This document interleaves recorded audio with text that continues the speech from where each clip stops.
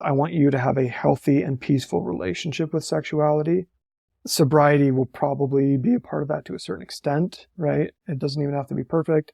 We're probably going to get more and more freed from unwanted behavior in that process.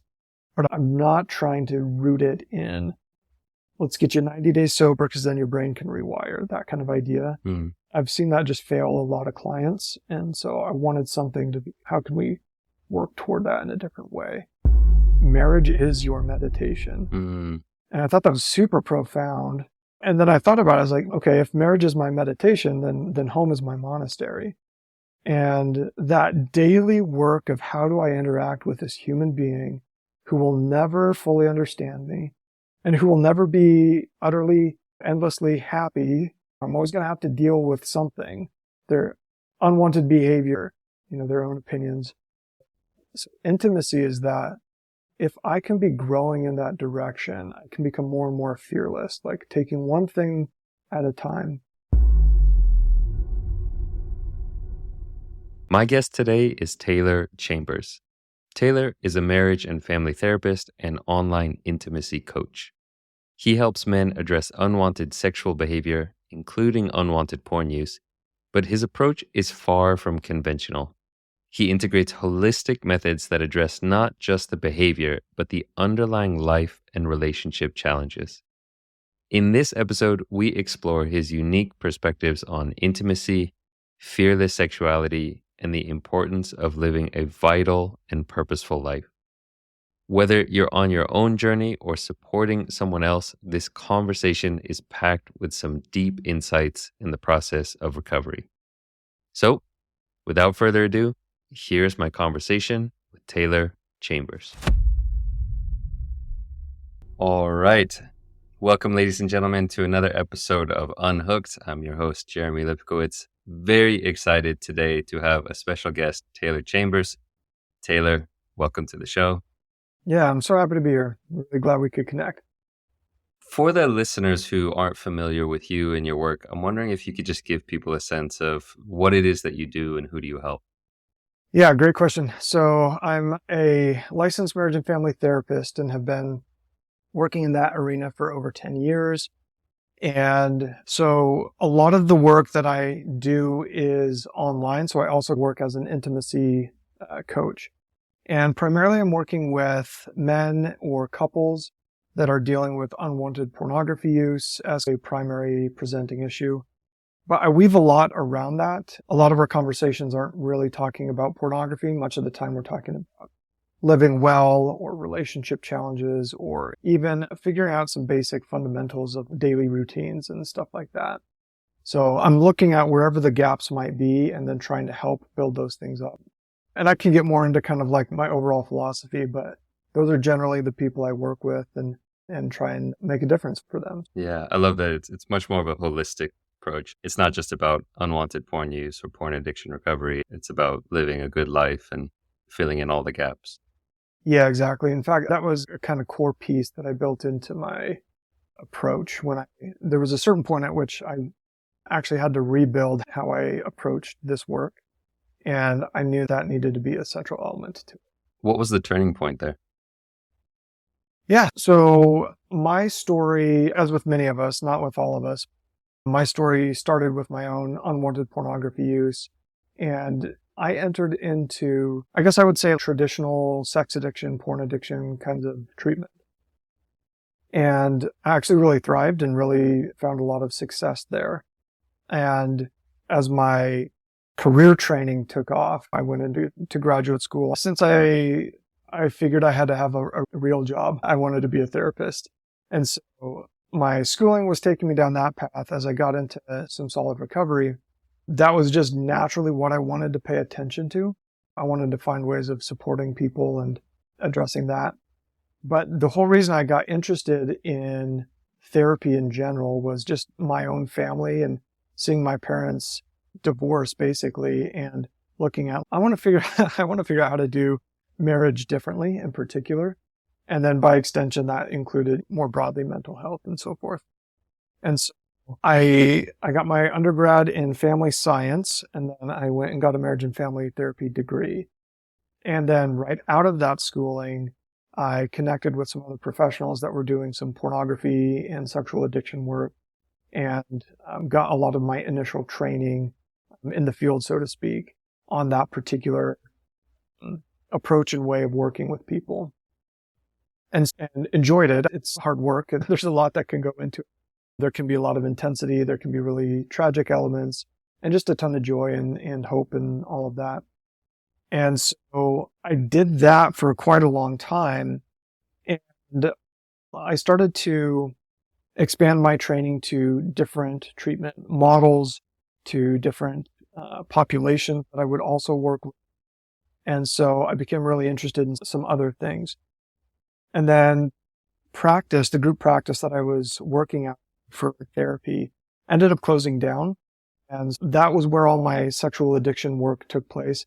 And I took the leap into something else, and I was actually working with the failure to launch population. So young adult men, a lot of depression, a lot of anxiety, struggling to make it into the workforce or through academics or something like that.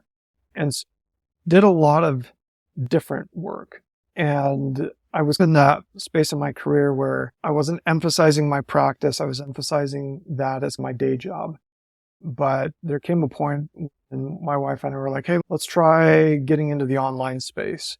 And when I did that, I was like, I think I want to go back into pornography stuff, but I want to bring a lot of these newer models and approaches that I've reading about and learning and implementing with these other populations. And so that was a point at which I would take some of my dissatisfactions with how I had personally worked, my dissatisfactions with the field in general, and where things felt really sticky or unclear, or where things I saw could backfire for clients if they weren't on the treatment protocol or something like that.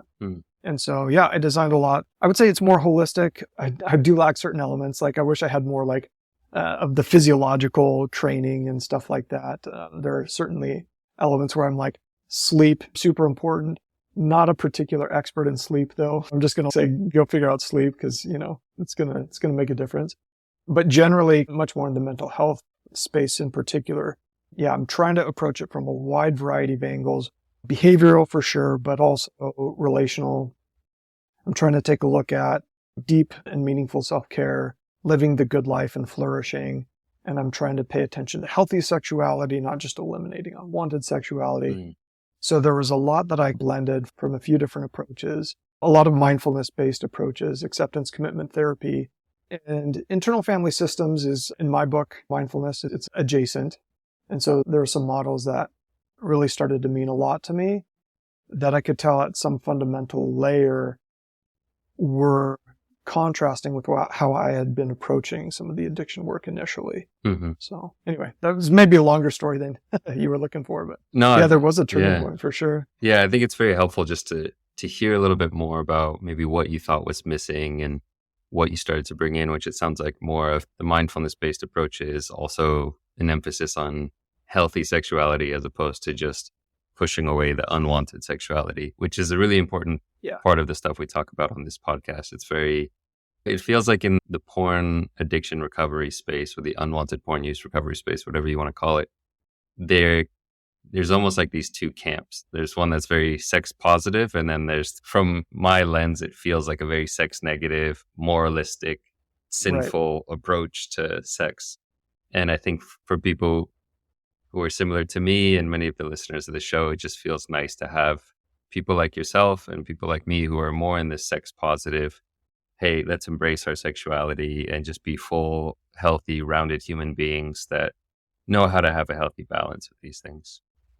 Yeah, absolutely. A lot of times I think of myself as an extreme moderate where when I interview other people, I'm trying to draw on various perspectives. And so even though there's a lot I leave behind from the addiction approach, I still try to collaborate and incorporate some of those ideas. I try not to throw the baby out with the bathwater kind of idea. And then, a few years ago, really started to emphasize more of the learning around sex therapy, not sex addiction therapy. So much more of the sex positive, much more of the sexual health and wellness kinds of angles.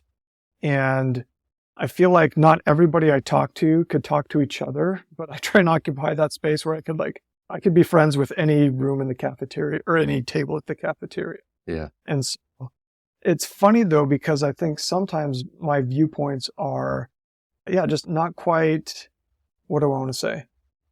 Not quite liberating enough for some and not quite rigorous enough for others.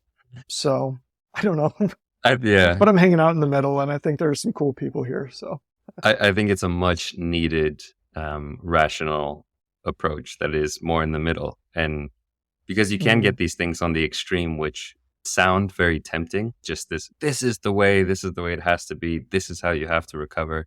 And that can draw a lot of people. But I think often it's the middle path and the more balanced, nuanced approach that might not be as sexy from the outside, but it really works because it's just, hey, let's understand all these different aspects of human nature and how we function. I'm curious to know, absolutely. like, when you look back at your past, you said there were some things that just weren't working for you or things about the recovery space that didn't feel right.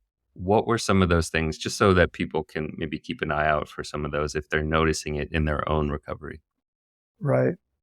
Yeah, great question. I think for me, I found a lot of success. I had a significant, I guess you would say, sobriety streak. I had over 5 years of sobriety. And then I just reached a point, and there was a lot going on, as you could imagine. I reached a point where I had a relapse or a slip, I guess you would say, in that terminology. And it was like a horrifying experience for me. And it was like this undesirable, like, deconstruction, what I had built. And so when I was like, okay, time to get back at it, I just found I couldn't quite pick up the same approach that I had used initially. And so that's when what I had used initially was some of the classic stuff of, this behavior is wrong. I need to stay on guard. I'm going to use a lot of, I've got a client who picked up his terminology recently, but he calls it like self-binding techniques or self-imposed restrictions and things like that. And a lot of it was accidentally retaining a lot of the shame. A lot of my self-respect was rooted in my performance. And when all of a sudden that was gone, it was like, oh shoot, like now I can't feel good about myself anymore. Like, that kind of sucks. And so there were some things that I had to shake loose. And I don't know that it had to involve like a break in the streak thing, but in many ways, like that ended up working. In high school, I was a dork and I had a 4.0. And then I got my first B at a certain point in high school. And like the perfect record was gone. And then all of a sudden I could chill out and relax with school. My final year of school or whatever was a lot less like worried about grades. Up until then, I could put together the performance, but it was a lot of stress, a lot of self-criticism to keep myself in line. Yeah. Yeah. By a similar token, like this came about. And then all of a sudden I was like, I no longer want to go back to pushing my sexuality down. I feel like it came up for a reason. I think I need to pay attention to it. And so I went much more into a space in the following years of learning to release a lot of the shame I had about sex and sexuality, how to find my way with sexuality, like enjoyable expressions of sexuality, reevaluate the boundaries I had and see if they still really made sense for me. Some of that was like individual, and then some of that, of course, in the context of my marriage. So quite a lot of evolution. And I still go back and forth, like on the pendulum. Like recently, like as of this recording, I'm like in a big kind of self-discipline phase where I'm really trying to use some of those self-imposed restrictions again, trying to set challenging routines that are hard to maintain. And so again, it's not like I don't know, a lot of times it's easy to just like revolt against the old. I always, I don't know. What's good it's like about trying to stay. I try to pull out the good. Yeah. It's like, in some ways it gets messy because it's like trying to stay friends with your ex-girlfriend or something. We had a breakup, but we're still going to hang out. And I don't know if that always works. But for me, I think that's in this context been very valuable. Okay. Addiction stuff had something to say. Mhm. It helped me really take things seriously. It helped me step into a more proactive stance. And it was also really important for me to be stepping into more of the observer's role and like paying attention to what is, accepting, Mm. integrating, stuff like that. That Yeah. became really important for me. It's such a balance, and I'm glad you bring just that in, the nuance of understanding how to balance these sometimes opposing viewpoints. On the one side, you have the discipline, the holding yourself to a higher standard and saying, I know I can do better than this, and I need to push myself, I need to put in effort. Obviously, in the extreme, that can lead to shame and self-criticism. And then on that other Yeah. side, the self-compassion, the acceptance, the, hey, I'm okay as I am. And it really is a dance throughout life, going back and forth of, okay, maybe I need a little bit more discipline right now. Maybe I'm getting a little too slack, or maybe I need a little bit more Hmm. self acceptance, compassion. I need to ease off the discipline and learn how to actually be okay with myself. And I think for all Yeah. of us on this journey, it's a constant dance. We never actually reach some equilibrium in the middle of perfect balance between discipline and self compassion. Yeah. Which drives me nuts still to this day. I'm still looking for that space. I haven't found it yet. I don't think it's really there. My wife, she will sometimes remind me of, we talk about balance. And so she conjures up the image of balancing a basketball on your fingertip or something like that. Mm. And in order to retain balance, some of the time you're moving your finger left, some of the time you're moving your finger right, forward, back. But maintaining balance looks like going all the directions, right? It Hmm. doesn't look like sticking the landing and staying there forever. Yeah. So, I go to the climbing gym a lot, and there's this thing in the stretching area where it's like a log and then there's a flat platform, and you have to it's like a surfing thing, and you okay. try to like balance on this thing. And again, it's the perfect balance isn't someone who's just perfectly in the middle and doesn't move. The perfect balance is someone who really knows how to just ride in that smooth way Hmm. and stay on the board. It reminds me of this concept a few years ago, maybe a decade ago, the term work-life balance was really popular. And I Hmm. remember this one psychologist came out with a concept said we shouldn't focus on work-life balance. We should focus on work-life satisfaction.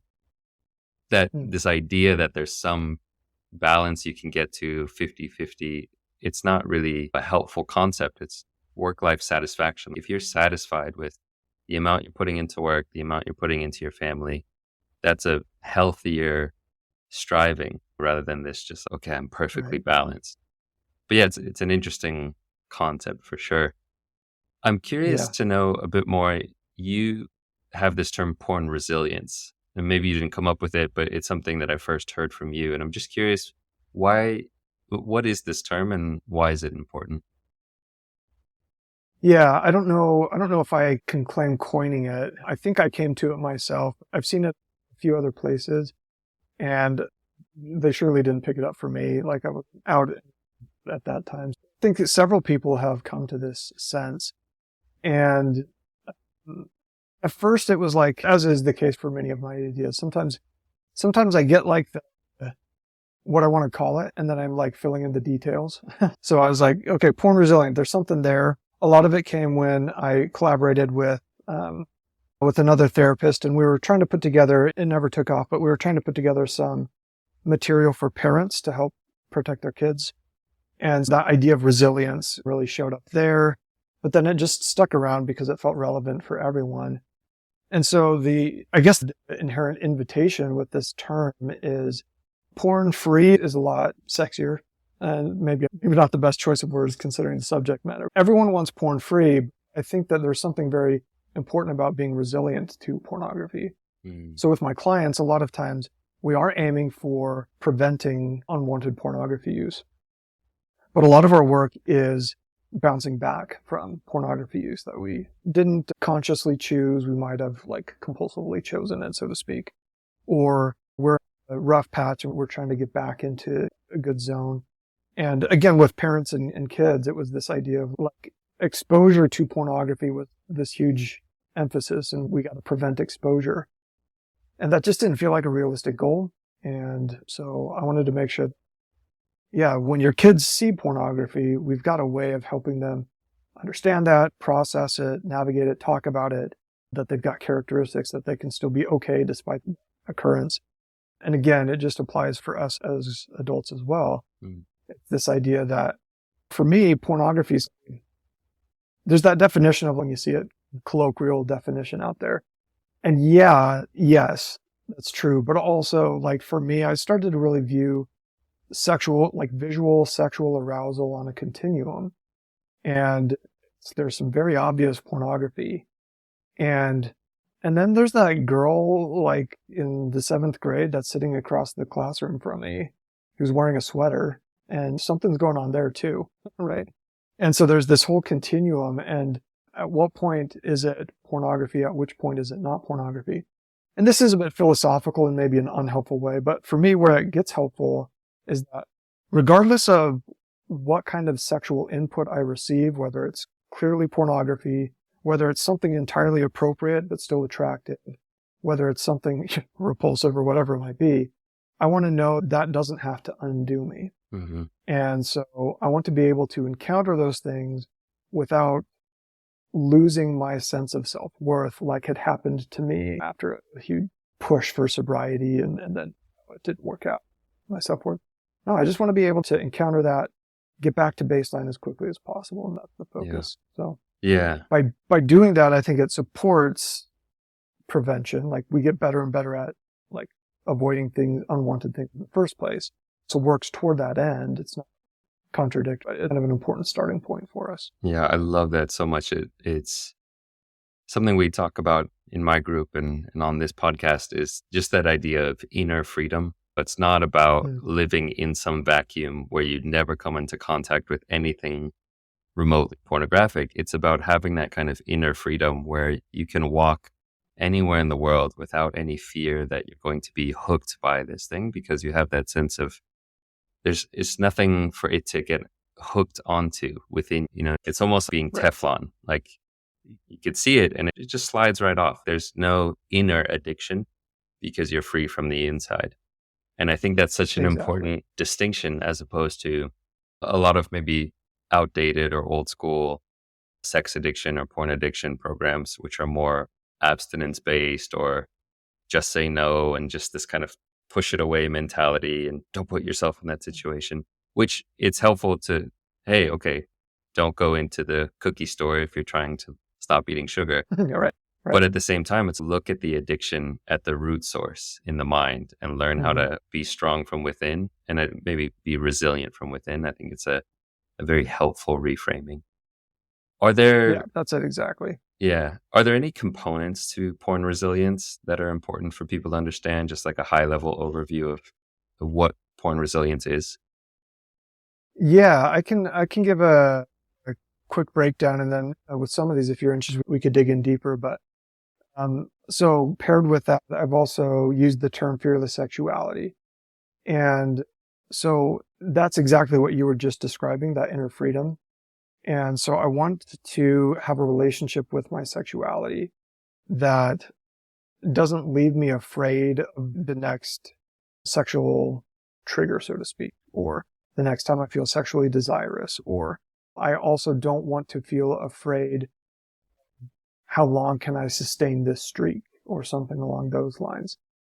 And so in part, it's also really pushing toward, I think there are scary things to a deep and meaningful sexual relationship with one other person. And so really taking on the task of pushing into intimacy and facing down those fears that way. And so that fearless sexuality represents a major aspect of porn resilience. And again, I could share more about that, but I also use concepts like there are a lot of different dialectics that I refer to.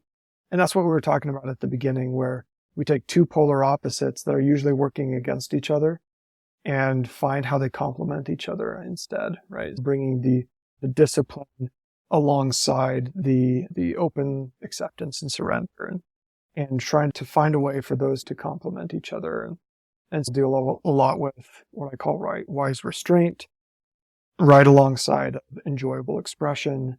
And we're trying to take a look at, how do we have appropriate boundaries and limitations around our sexuality? while also diving in and making it pleasurable and enjoyable as it naturally is and as I would want it to be. And then another element is, again, I'm using all my terminology here. It might stick for some and maybe it sounds goofy for others, but I talk a lot about the vital life. And again, it's these dialectics. The vital life is pursuing passion, living in a big way, dropping some of the inhibitions that we have and going for it, right? I feel like life is a pretty precious commodity and we only get so much of it. And so I want to live in an authentic and passionate way. And the vital life also means really investing. And sometimes that means doing the hard work. And a lot of times that means facing down our adversities and our trials and making meaning of that's going to contribute to the overall essence of life. So anyway, a lot of different concepts that go into this resiliency thing. And again, you can see that, yeah, there is this mental health holistic aim that I'm trying to bring to the work here. Yeah. Yeah. Very important. You touched on the topic of fearless sexuality, and I'm wondering if you just go into that a little bit. What is that about? Totally. Yeah. So again, this is one of those things where it first sounded cool and then I kept chewing on it. I was like, what would that really mean? And what would that really involve? So for me, there are 3 elements to fearless sexuality in terms of like how I'm specifically conceptualizing it. And element number 1 is intention, which is just this idea of can arrive at, or at least closer to fearless. Fearless is a pretty ambitious aspiration. I haven't landed in total fearlessness yet, but intention is a major part of that. And so if my sexual behavior is on purpose, that's going to feel satisfying. It's going to be fulfilling. And so again, that's where we get into that wise restraint and that enjoyable expression. We want to be able to say no to the sexual experiences that we don't truly want, that aren't actually net benefiting our lives. But we also want to say yes to the sexual experiences that would be fulfilling and enjoyable, that would add something to our lives. And so that might be, again, contributing to committed relationship. It might even just be, hey, I'm feeling desirous and find a way to enjoy that tonight and on my own with someone, whatever it might be. And so the point isn't so much early career. There was a lot of discussion in the professional world and with my clients around something like, is masturbation healthy or not, an idea. And then we could debate about it and make our case. And really it's, I don't know, it just depends. What were you trying to do, right? What were you trying to do with your feelings? What are you trying to do with your sexuality? What feels more relevant is the behavior on purpose or is it not on purpose? A lot of times problematic sexual behavior is compulsive or approaching on the spectrum of it's getting more and more compulsive. And some of the most harrowing parts of it, like the biggest qualms that a lot of my clients have with pornography, there's the societal level, there's it hurts my wife, I don't like people being exploited, all of that kind of sucks in a big way. But for a lot of people, it's that sense of it takes over. I do not like being hijacked. I want to be the one choosing here. And so that's where intention comes in. What I'd also add to intention is this idea that however we approach healing, I want to have the right stance, right? I'm thinking of all those Kung Fu movies, like even Kung Fu Panda, where they've got the different animals and they each have their own style and their own stance, right? One moves a lot, one's more steady. And so whatever my goal is, whatever growth work I'm trying to do, I want to first get my feet set and I want to establish an intention for that. Because just like pornography could be non-problematic and enjoyable for someone, it can also be very problematic and very distressing for another. And like my own daily self-care routine has been both really self-satisfying and promoting productivity and self-respect. It's also been really oppressive and fuel for my self-criticism. And so I want to have intention, not just with the unwanted behavior, but also whatever healing modalities I'm trying to use in my life. I want to have good intention for that. And so that extends beyond sexuality, of course. Fearless sexuality means we want to have clear intentions. We're going to look at what are your sexual behavioral ethics? What's your relational agreement? What's okay, what's not in the context of your preferences and your partner's preferences and so forth. So that's a major component of it. And I'll keep going unless you got questions, but I'll talk for quite a while on the sexuality stuff. Yeah, I'll say I love this bringing in the intention part because sex and masturbation and all of that can be so mindless and so autopilot. And I think that's where it Yeah, causes a lot of harm when we don't actually realize why we're doing it. It's just this thing we started doing when we're 7, 8, 9 years old. And it's almost this right. thing that takes over and we just numb out or zone out. And it's so healthy. Just as you say, just the simple act of connecting with your intention. Okay, why do I want to do this? What is this going to bring me? Or how do I want to be in relationship with someone else? What's my intention behind wanting to be intimate with someone? I think that's such a powerful starting place. So yeah, Yeah, continue on. absolutely. Yeah. Yeah. But yeah, and even depending on how the clients are presenting, sometimes I start my work with somebody who's got a pretty clear, solid intention. Other times it feels like they're starting to work with me because they should. There's some Mm. religious Or sensibilities that mhm. are like, yeah, pressuring them to like, hey, it's not going to be good enough until this is gone. So you might as well keep working at it. Maybe this guy could help. And so I'm like, I don't want to do this because we should. So I'll ask some of those hard questions of, but really, what is the problem with it? Why is this distressing for you? And if we Mm. can come up with something really solid, then great. Then that centers our work. Yeah, that intention's pretty important for me, Yeah. as you can tell. Yeah, integrity. So this is the second one and the second of 3 elements. So again, integrity is much the same way. Are we aligned with our intentions or not? Are we aligned with our values or not? And so this is where we get into a lot of the values work and who is it that I want to be? What are some of the character components that I want to build my life around? Particularly paying attention to the ones that are just inherently there and really trying to align in integrity with our nature with some striving. I know I used to want to be all types of people at all times, just the best version of everything. And so, um, it took me a while to pay attention to, I'm probably not going to be not the life of the party. And you know what? That's just going to be okay because I'm going to play to my strengths here. So aligning with our nature, aligning with our values, that's integrity. And integrity is a really common word. And I think most people are using it in a way that I'm perfectly fine with. But it can sometimes have kind of that sticky, again, you should be doing better than you are connotation. And so for Mm. me, that's definitely not where I want it to go. It's integrity with, it implies that you've done some work already to establish an inner sense of authority, as opposed to trying to comply with some other standard set that you Mm. haven't fully adopted for yourself. Inner The other piece compass. of, yeah, exactly, inner compass for sure. And that's really hard to develop. I still feel like my conditioning, not everyone's this way, but my conditioning was very much who are the authorities, obey. That's how I could be a good boy, is do what my mom says, follow the church leaders. That's how I felt okay. And well, in some ways that served me, but it's also, there's more maturing that I can do if I start to claim more responsibility and more authority. Another element to integrity is that the concept of like integration. So this was really key because this is where I found some therapy models that focused less on problem solving and more on integration, meaning acknowledging the various aspects of ourselves and helping them work together. Again, a dialectic type of idea or approach.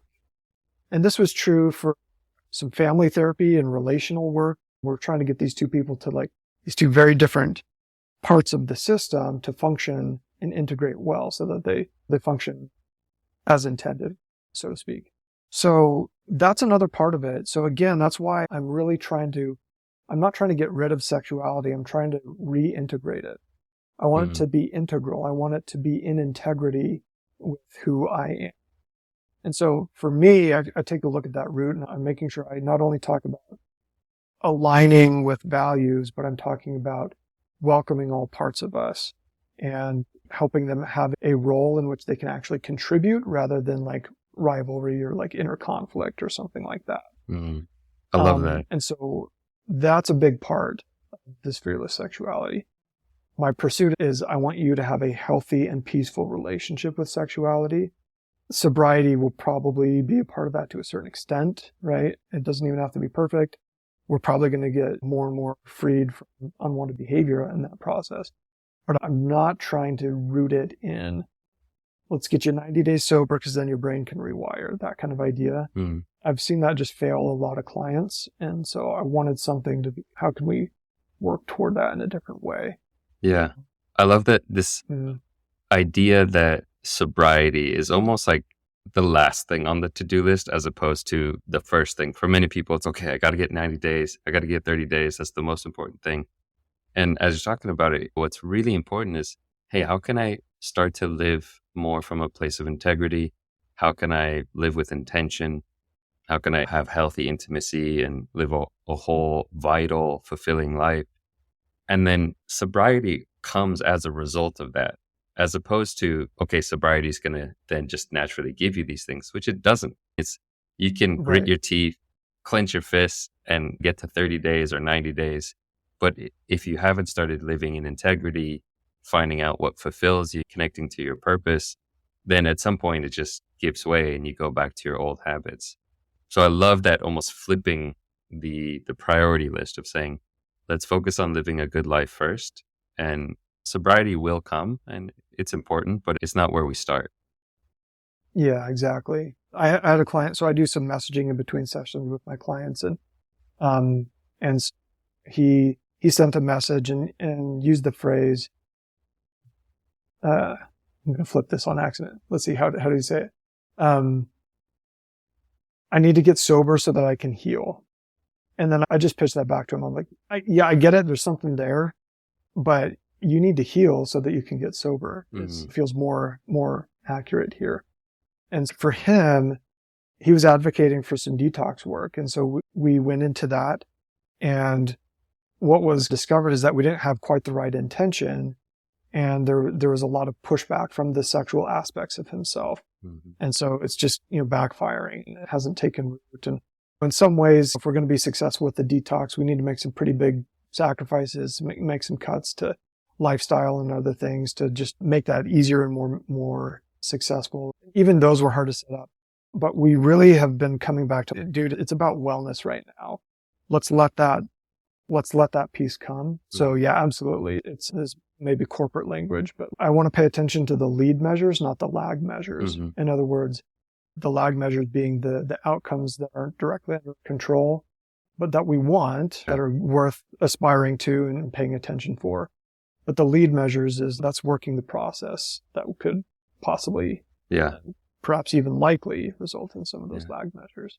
And also, it's got to be a balanced middle approach. The analogy I like to give is, if you want a plant to grow, but you keep pouring poison on it, like, it's not going to grow also. And so there's this kind of, it's, which one should I start with? Should I start with healing that can lead me to sobriety, or should I start with cutting out the toxic substance so I can have some time and space to heal? And it's a yes. It's like you have to do both simultaneously. If you just keep pouring poison on your brain, then it's very hard to have that time and space to heal. And so doing both at the same time is really powerful. Yeah, full agreement, which is why I don't want to discard requests for, hey, support my detox kind of thing. Because you know what? A lot of times it's a perfectly valid place to be spending our efforts. Yeah. It's like I recommend to my clients, like, aim for 30 days. Have a milestone. Milestones are powerful, but not to focus on the streak. As you said earlier, like, where you place all your self-worth and importance. If you don't make it 30 days, it's okay, great. What happened? Let's explore what was the emotion there? What got in the way? As opposed to shaming the failure to get the 30 days. Yeah. It's funny because any intervention, it feels like I've had clients that it's worked brilliant for and clients that it's really backfired for. And when we get the right intention, that 30-day mark can be really motivating. That can be really powerful for people. I've had people talk about how they're like, I'm finally giving this some real effort, and I've got some of the basic tools and I've got a game plan in place. I have somebody to report to, which feels like it matters because it does. And they're like, I just feel so much more confident having like even gone a week if it's been harder to do that for someone. Yeah. Yeah. It's a super valid place to begin. Yeah. I think having goals around it's just very motivating. If you haven't hit 7 days since you've been a teenager, and then you get that just as you say, I have clients who they get that first 7 days and they're like, I can't believe I've made it this far. And you feel that sense of Feels good. pride and confidence and energy of, hey, it brings hope. Like maybe I can do this. So it is powerful Right. to have those milestones, but yeah, not to focus on it too much. Let's switch and explore intimacy. Tell me a little bit about that. Yes. Yeah, absolutely. Yeah. So this is the third element of fearless sexuality. And for I don't know that this is truth, but it feels very useful, a useful framing, which is that a committed relationship, like a long-term committed relationship, is an excellent place to do your growth work. And we can get taken out by these relationships, right? They can be pretty hard. We don't have to have a relationship like that in place before doing growth work, for sure. But there's something about particularly sexuality and the pursuit of a long-term committed relationship that it has the potential for intimacy. And yet almost every couple is going to encounter some serious roadblocks to actually experiencing that deep and rich long-term intimacy. I think that in the infatuation phase, we get like the highlight reel, the preview of what that's going to involve. And legitimately, nephew's wedding's coming up. They're just always together. It's the classic thing. And I would actually say, yeah, okay, there's some intimacy there. There's absolutely a version of intimacy. But of course, I'm talking about the version that is developed over decades. And that kind of intimacy, the ability to see your partner, to be seen by your partner. And I'm thinking of some songs I've been listening to. I'm going to mix them up. But anyway, they've got lyrics where it's just like highlighting, like, we all want this, and yet it's so painful to be seen by someone. And it's so painful to see someone in their full complication, like their full beauty and their full darkness and whatever's there. And yet it demands and fosters this sense of fearless sexuality. If you can find the barriers to a satisfying sexual relationship, and then of course even beyond that into a deep emotionally intimate relationship, it's going to demand things of you that you probably don't have yet. And so it's a very solid platform for growth. My wife told me one time, you and I have talked a little bit about this off air. I've got this deep fascination with the monk life, with ascetics. How do I go off and discover the truth of all things, that kind of thing. And we had a fight, and then I think at this point had started to make up, but I'm just talking about how a lot of our conflict can be about this dialectic of how much do I belong and participate with family and sacrifice for the sake of family, and how much am I my own person, and how much am I independent and am free to do what I want regardless of what other people feel about that. And so, she at a certain point we were talking about, yeah, Taylor, I know you would love to just go live on a tower and just, be alone with the sunset the rest of your life or whatever. But she's like, marriage is your meditation. And I thought that was super profound, probably a little unfair for her to throw something so deep my way right then. And then I thought about it. I was like, okay, if marriage is my meditation, then home is my monastery. And that daily work of how do I interact with this human being who will never fully understand me and who will never do everything that I want them to do and who will never be utterly, endlessly happy. I'm always going to have to deal with something, their unwanted behavior, their own, their own opinions. So intimacy is that if I can be growing in that direction, I can become more and more fearless, like taking one thing at a time. And man, I'll tell you, bringing my shame, bringing my unwanted sexual behavior, bringing my silly, immature dream, bringing all of that to another person who's going to see it and is sometimes going to be super compassionate and sometimes not so much.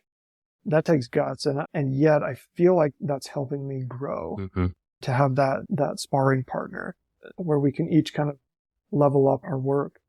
Anyway, so as you can tell, intimacy is a major element of this whole idea of fearless sexuality. Yeah. There's so many points I want to touch on. One, just the idea that marriage is your meditation and the home is your monastery. I love that. It reminds me of this quote. I think it was Ram Dass who said, if you think you're enlightened, try go spending a week with your family. And it's a reminder that our interpersonal relations and our relationships is the deepest training ground for living in integrity and being a good human and confronting our shadow. And it's such a powerful place. There's almost no better place than in those personal relationships that we have. The idea of fearless sexuality, I love it. And I don't want to throw a wrench in your works, but as you're talking about it, it almost you're talking about how this intimacy and fearless sexuality, there is inherent fear involved. And that's actually part and parcel of the work of going into scary places, going into places that we'd rather avoid. And rather than like fearless sexuality, it almost brings to mind courageous sexuality. Like having courage is despite the fear, you do it anyway. And it's like almost this idea that you're never going to get to a place where there is no fear. And it's actually, the fear is a sign that you're going somewhere important. And rather than looking for, okay, where can I be fearless? It's like, where can I be courageous? Where can I enter things with this, oh, this is scary. I'm about to open up something that's really sensitive and scary for me to share, but I'm going to do it anyway because I know it's in integrity. I know it will bring me closer to intimacy, being seen. So it's semantics. And I think fearless sexuality sounds sexier. It sounds great. But the idea of courage, I think, is so powerful. I'm totally with you. What you're describing is the heart of it. And if someone is to hear fearless sexuality and get excited about, oh, I just have to worry about it anymore. Yeah, they're missing the point. I remember at one point, they even got the language with Brene Brown's shame resilience work. I got really eager. This was as part of my addiction recovery. And I was like, oh, great. Porn, never again. Shame, same thing, never again. And I'm going to master this shame resilience. And yet, it took a little while for me to realize, oh, this isn't going away. Yeah. So, yeah, you're totally right. It's courageous sexuality because the fear isn't going anywhere. You're not going to get past it. It perhaps represents a mythological aspiration that you can be. I'm going in that direction, but ironically enough, you might spend more of your life feeling afraid if you're really entering into your limits and doing some solid work rather than, hey, I'm not afraid because I just don't challenge myself here. Yeah. And there are two sides of the same coin, that state of courage where you do it anyway despite the fear, and the state of fearlessness. In some ways, again, it's semantics, but it has that feeling of, hey, I'm powerful and I can do this. And I have that trust in myself that if I take this leap, if I take this courageous step, I know I can do this anyway. And if anything, like fearless sexuality, it's even if just the term itself gets your foot in the door and opens you up to new possibilities of, hey, let me explore this in an intentional way. Yeah. And remember, integration is a major thing for me. And so fear, we're not getting rid of fear. We are learning to work well with fear. Mm-hmm. And so we're not going to be beholden to fear, nor are we going to be blithely ignoring fear. But it's going to clue us in as to where our limits are. And we don't want to go past those limits, but we want to do work at those limits. And we're trying to integrate that. Yeah. This has been such a fascinating conversation. I've had so many other questions planned. And so I think we'll just have to have you back on for part 2, down the line, I wanted to talk to you about relationships and building trust. But Totally. for today, I know you have a summit coming up. And I'm wondering if you could just tell the listeners a little bit about what's coming up. Yeah, absolutely. I am running what's called the Porn Resilient Marriage Summit. This is where I connect with a ton of people, Jeremy included, and we gather a bunch of experts, and I just interview a big pile of people on a wide variety of subjects, all related to specifically how to rebuild trust and intimacy in your marriage, even if you've been struggling for years with unwanted pornography use. And so this is a place to go if you are feeling stuck, if you're feeling dissatisfied with how things are showing up, again, with pornography in the marriage. And so I just know that a lot of people are struggling with like ongoing arguments or conversations or the politics around who's managing the phone and what's going on and what information is owed. And there's a lot that can get really messy and really painful in a marriage. And pornography is third wheel. What I'm trying to do with events like these is that I just want to like kind of power wash things so that we can get blasted into the next level a little bit. And yeah, I've got over 20 experts all showing about things like protecting your family and marriage from pornography. We're taking a look at some people's stories of recovery. We're taking a look at the partner's experience of betrayal. We're talking directly about what works in terms of a great apology versus a poor apology. We're talking about the process of rebuilding trust and kind of the nuance of that whole process. And yeah, just a lot of really cool people talking about a lot of cool stuff. And if you're interested, you can check out taylorchambers.com. In the near future, I'm redirecting my homepage to the event. If down the road, if you're listening to this a little later, you'll just find my homepage and then you can sign up for my newsletter or something like that and get information for when I have an event like this in the future. But again, 3-day event. There's a bunch of content released each day, so you can watch that all for free. Interested in recordings and bonus material, you've got an opportunity to get those as well. Yeah, we've got some really fun stuff. Your friend Jeremy here has talked about mindfulness and specifically how that supports the process of addressing addiction. We're going to do meditation here soon, do a live meditation on the week of the event. So anyway, tons of fun stuff. I've got a community space. There's just a lot going on. So I can't call it a porn party because that conjures up the wrong idea, but it's a big party with a lot of people talking about addressing porn. That's awesome things. Definitely check it out if that's up your alley. Yeah. And we'll link to all of that in the show notes. We'll drop some links for you where you guys can sign up Perfect. and get more info on that. And we'll also link your website. Taylor, it really has been a pleasure to chat with you. And I'm very excited for part 2 to explore more of the relationship side and building trust. So thank you once again for coming on the show. Yeah, absolutely. So happy to be here. Yeah. Thanks, man. All right, folks, that's it for today. Signing off from another episode of Unhooked. We will catch you guys on the next episode.